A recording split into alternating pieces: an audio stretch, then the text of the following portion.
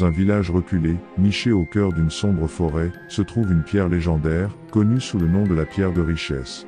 On dit que quiconque sacrifie une chose chère, quelque chose d'irremplaçable, sur cette pierre deviendra incroyablement riche. Les habitants de ce village, nommé Creek Lake, connaissent bien la légende. Certains l'ignorent, d'autres en tremblent de peur, mais tous savent que la pierre détient un pouvoir sinistre et tentateur. Un homme avide de richesse, nommé Victor, apprend l'existence de la pierre de richesse. Obsédé par l'idée de devenir riche, il commence par sacrifier des objets sans grande valeur sur la pierre, pensant que cela suffira à déclencher le pacte.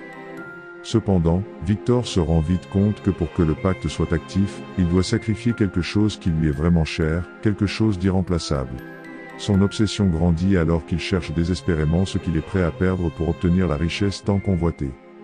Incapable de résister à l'appât du gain, Victor se résout finalement à commettre l'irréparable, il sacrifie sa propre femme et ses 2 enfants, les êtres les plus chers à son cœur, sur l'autel de la pierre de richesse. À mesure que le sang des innocents coule sur la pierre, une sombre énergie s'empare de Victor. Sa chair se déforme, son esprit se corrompt.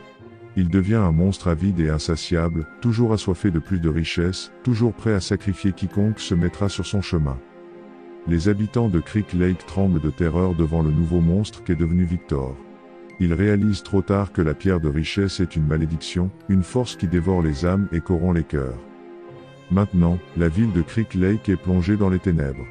La pierre de richesse, sans gardien pour la contrôler, continue d'exiger des sacrifices. Les habitants restants se demandent désespérément qui sera prêt à sacrifier ce qu'il a de plus cher pour satisfaire l'appétit vorace de la pierre et briser la malédiction qui les retient dans l'obscurité.